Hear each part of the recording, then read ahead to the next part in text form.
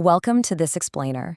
Today we are going to unpack how a 19th century priest invented a chess opening so wonderfully chaotic, so utterly wild that it actually still short-circuits modern supercomputers today. It's a story of art, it's a story of raw aggression, and honestly, it's all about just taking the chess rulebook and throwing it entirely out the window. I want you to really put yourself at the board for a second. What happens when you throw out all the conventional rules of defense in the face of a massive, looming threat? Most of us panic, right? Most of us try to build a wall, turtle up, and protect our pieces. But what if the absolute best defense is actually a completely unhinged, seemingly suicidal counteroffense? Okay, so let's dive into this. That priest was Father Karel Traxler. Back in 1890, playing against a guy named Jörg Reinisch, Traxler birthed a masterpiece of absolute, swashbuckling aggression. See, Traxler wasn't just a clergyman. He was a really prominent figure in the Bohemian school of chess composition. And that was a movement that fiercely prized artistic beauty and these elegant, full-board checkmates over purely technical, grinded-out play. And he brought that exact artistic flair to the table that day. Now, before we look at Traxler's brilliant invention, we need to clarify the initial threat. We're looking at White's really aggressive knight attack. Now, club players often confuse this with the fried liver attack, but as our sources, which actually include some very passionate folks on the chess.com forums, point out, the knight attack happens earlier. It's this crude, direct assault targeting Black's f7 pawn, which is pretty much the Achilles heel of the chessboard. Here is exactly how the tension builds right out of the gate. e4, e5.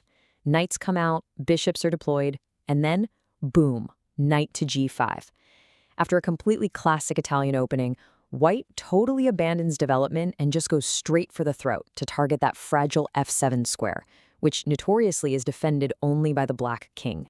Let's look at the psychology here. From White's perspective, they're looking at a guaranteed fork of Black's rook and queen.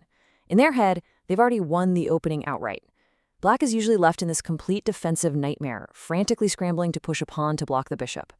But remember, Traxler was an artist, and artists, well, they kind of hate defending. So instead of protecting his pawn, Traxler completely ignored the threat.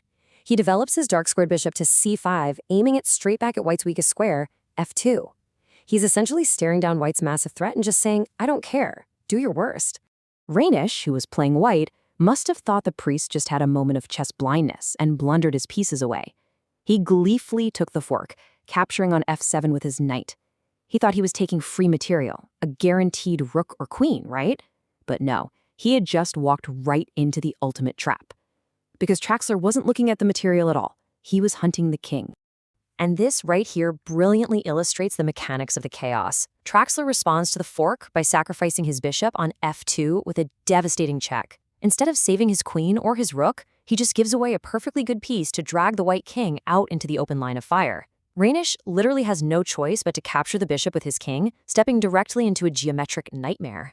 Okay, pause for a second, because this is wild.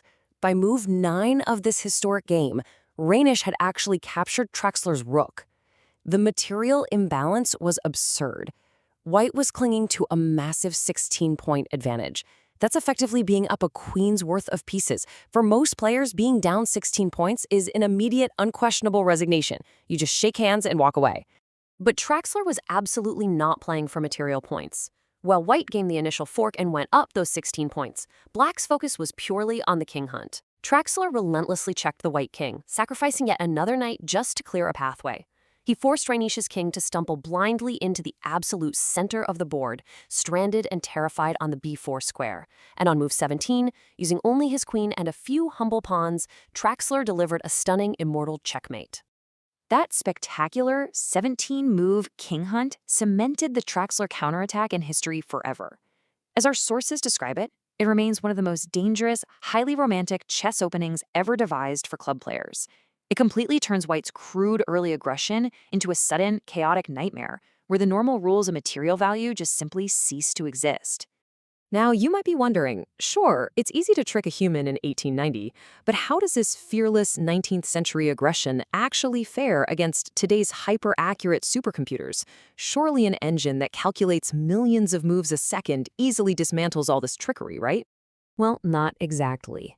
What absolutely blew my mind was that while researching this, international master Alex Ostina found that standard chess computers actually fail to calculate the Traxler properly. The lines are just too complicated. The geometric variations and the sheer volume of checks and sacrifices are so wild that he had to connect to significantly more powerful, advanced supercomputers just to make sense of the board state. And what did those advanced supercomputers spit back out? Exactly 0.00 cents. Seriously, even when black sacrifices a bishop and then sometimes sacrifices another knight entirely, the engine evaluates the completely chaotic board state as a dead equal draw, which basically means that if both sides play absolutely flawlessly, which, let's be honest, no human ever does, neither side has an advantage. The chaos is perfectly mathematically balanced. Let's move to a really common modern continuation and see how this builds in actual practice today. After the initial bishop sacrifice, if the white king steps safely back to g1, which is technically the most accurate move, black unleashes a wayward queen to h4. This is a brazen move that immediately threatens checkmate right on f2. So the absolutely crucial point here is how white reacts to this sudden, terrifying mate threat. Pushing the pawn to g3 is the best move to maintain that 0.00 equality.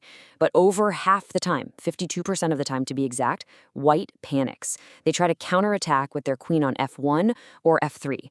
And according to the engines, both of those really natural-looking defensive moves are actually terrible blunders.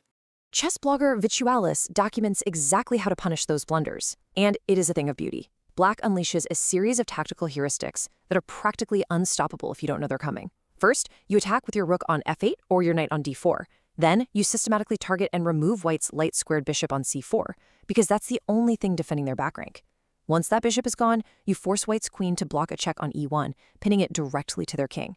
And finally, the finishing touch. You drop your knight in for a beautiful, semi-smothered checkmate. The patterns are totally mind-bending, but once you learn them, they systematically destroy white's position. But, all right, to keep things totally grounded, we do have to acknowledge the practical reality of playing this highly romantic opening against a prepared, highly rated opponent. Because, yeah, there is a catch. It turns out really strong players who actually know their theory will just spoil all your fun. As I Am Astana and the Chess.com forum users point out, a prepared white player will simply capture your f7 pawn with their bishop instead of the knight. It comes with a check, it bypasses all those crazy sacrifices, and it gives white a significant advantage without ever entering the nightmare variations. It effectively sidesteps the chaos entirely. However, as our sources constantly remind us, the Traxler isn't really about flawless, airtight grandmaster theory. It's an aesthetic weapon. As the chess blogger Vitalis perfectly captures, it's meant for the pure thrill and artistic beauty of the game. It is for players who value style and romance on the board over cold, hard positional grinding. So the crucial takeaway from this explainer is really just a question of your own chess identity. The next time you sit down at the board and your opponent tries to bully you with an early, crude knight attack, will you play it safe and build a wall? Or will you channel the spirit of a 19th century Bohemian priest, ignore the threat entirely, and unleash absolute chaos?